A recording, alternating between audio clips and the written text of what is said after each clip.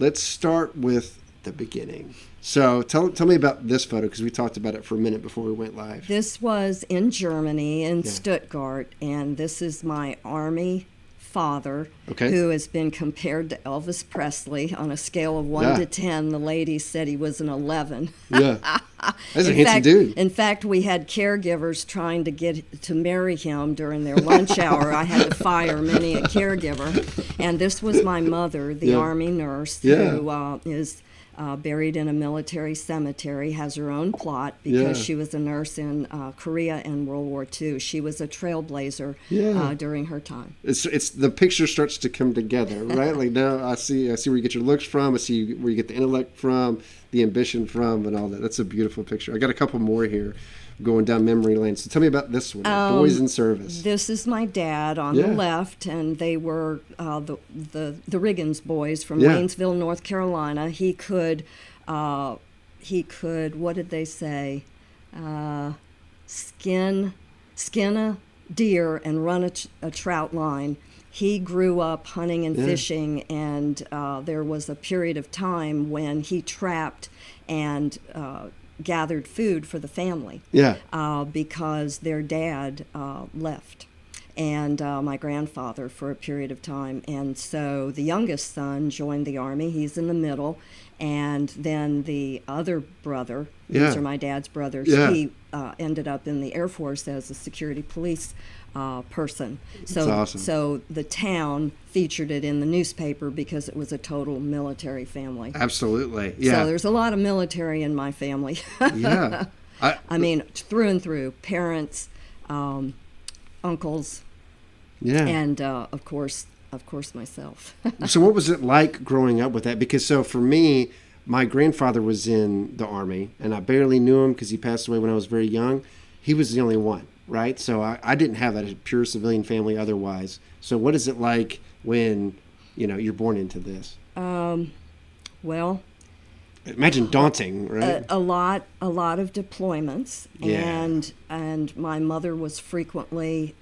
We were alone while they made the decision to keep the children, my sister and I, in school while Dad went over to Germany. Mm-hmm. So Mom, here she's working as a nurse, and she's trying to raise 2 kids and keep up with all of that. And there was a lot of, missing and crying on her part, and the kids go through this too. I'm sure your children missed you while you were gone, and you see your mom, wondering if he's going to make it back or whatever, if they're going to extend him.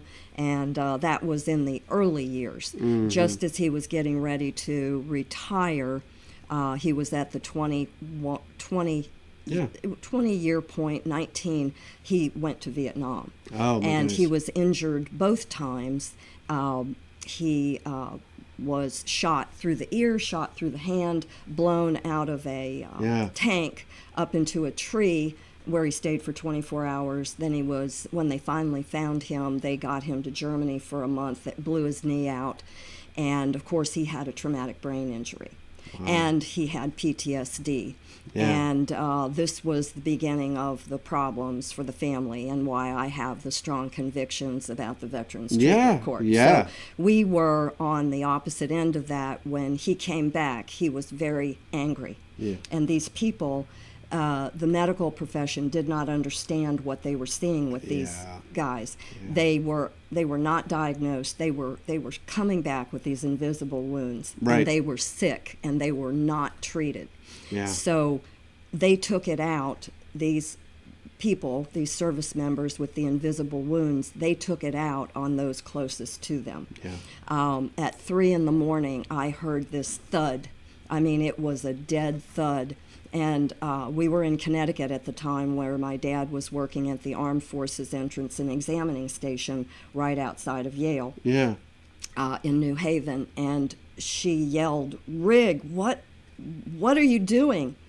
And he thought he was having a flashback. Yeah. And he was in a chopper, and the chopper was on fire, and he was trying to get his troops out before the chopper went down. So he was kicking his troops out physically with his feet to get them out of the chopper. He kicked her onto a hardwood floor on her back.